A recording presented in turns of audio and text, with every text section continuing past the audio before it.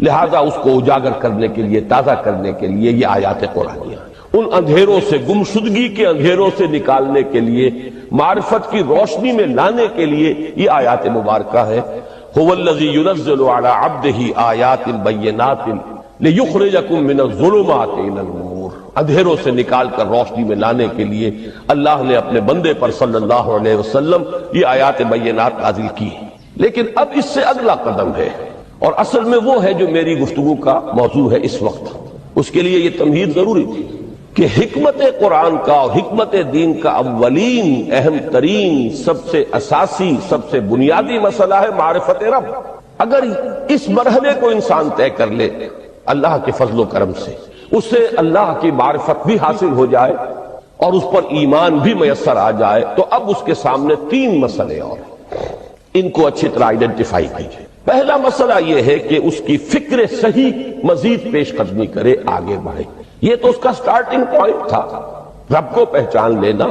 ابھی تو اس سے آگے بڑھ کر اس فکر صحیح کو، بڑی بلندیوں کو چھونا ہے۔ جیسے کہ کلمہ طیبہ کی تمثیل بیان کی گئی قرآن مجید میں، کَشَجَرَةٍ طَیِّبَةٍ أَصْلُهَا ثَابِتٌ وَفَرْعُهَا فِي السَّمَاءِ، تو فکر انسانی کے لیے وہ اصل ثابت، جمی ہوئی جڑ جو ہے وہ تو ہے معرفت رب۔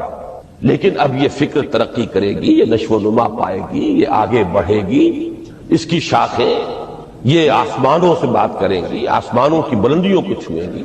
تو سب سے پہلا مسئلہ ہے فکر صحیح کی مزید پیش رفت، پیش قدمی۔ دوسرا مسئلہ انسان کا بہت بنیادی، عمل کی درستی، صحیح عمل۔ انسان اپنے نفس امارہ سے مغلوب ہو کر، یا جذبات کی رو میں بہہ کر، یا ماحول کے اثرات سے مرعوب ہو کر وہ کسی غلط رخ پر نہ پڑ جائے، تو اس کے عمل کو درست رکھنے کے لیے کوئی اسے سہارا درکار ہے۔ اور تیسری ضرورت اس کی، یہ میرے نزدیک اس دور میں سب سے زیادہ نگاہوں سے اوجھل ہو چکی ہے، یہاں تک کہ ہمارے بہت سے دینی حلقے بھی، خاص طور پر جو ریلیجس ایکٹیوسٹ شمار ہوتے ہیں، جو دین کی احیائی جد و جہد میں مصروف نظر آتے ہیں، تجدید دین، احیاء دین، غلبہ دین، اقامت دین، ان کی بھی ایک بہت بڑی محرومی ہے کہ وہ ایک تیسرے گوشے کو تقریباً نظر انداز کر رہے ہیں، اور وہ ہے روحانی ترقی۔ اس لیے کہ انسان کی اصل عظمت کی بنیاد تو وہ روح ہے جو اس میں پھونکی گئی، وَنَفَخْتُ فِيهِ مِن رُوحِي، جس کا تعلق ذات باری تعالیٰ کے ساتھ ہے۔ کم سے کم یہ تو ہر شخص مانے گا، کوئی بڑے سے بڑا ریشنلسٹ اور روحانیت کا منکر شخص وہ بھی یہ تو ماننے پر مجبور ہے کہ اللہ تعالیٰ نے اس کی جو نسبت اپنی طرف فرمائی ہے روحی، اس میں در حقیقت انسانی روح کی عظمت اور اس کی شرافت، اس کی بلندی اور اس کی بزرگی کی طرف اشارہ ہے۔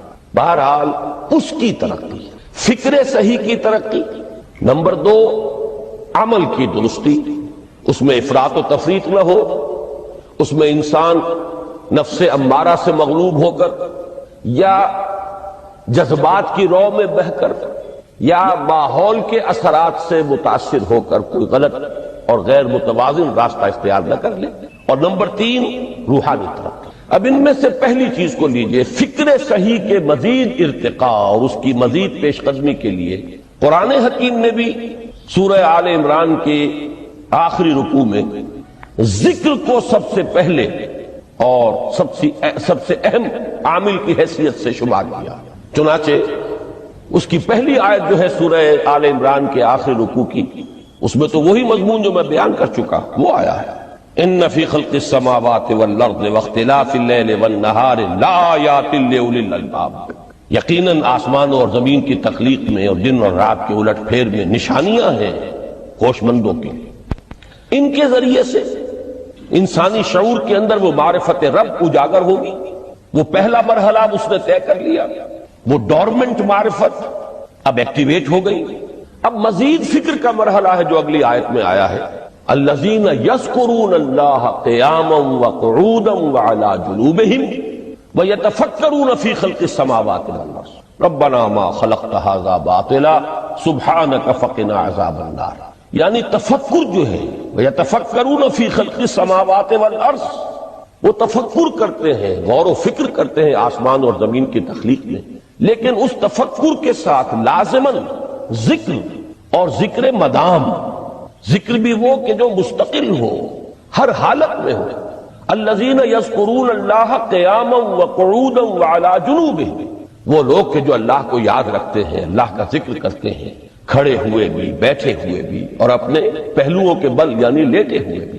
اب ان تین کے سوا تو کوئی پوزیشن انسان کی نہیں ہے، اسی کا نام ہے دوام ذکر۔ اور اس کے ساتھ اگر وہ تفکر کرتے ہیں تو ان کا فکر اگلی منزل تک پہنچتا ہے۔ میں اس پر زیادہ بحث اس وقت نہیں کروں گا، اس وقت میں نے چونکہ وہ تین باتیں بیان کی تھی، میں درجہ بدرجہ چاہتا ہوں کہ آگے بڑھوں اور ایک حد سے زیادہ کسی بھی مسئلے میں تجاوز نہ کروں۔ یہ جو بات سورہ آل عمران کی آخری رکوع کی اس دوسری آیت میں آئی ہے، اسی کو مولانا روم نے بیان کیا ہے بہت ہی سادہ لیکن بڑے پرمغز شعر میں۔ این قدر گفتیم باقی فکر کن، فکر اگر جامد بوت رو ذکر کن۔ اس قدر تو ہم نے تمہیں بتا دیا، سمجھا دیا، یہ بات تو آ گئی تمہارے عقل میں، اب جاؤ خود غور کرو، مزید آگے پیش قدمی کرو۔ این قدر گفتیم باقی فکر کن، فکر اگر جامد بوت رو ذکر کن۔ فکر میں جمود آ جائے، فکر سست پڑ جائے تو جاؤ پھر ذکر کرو۔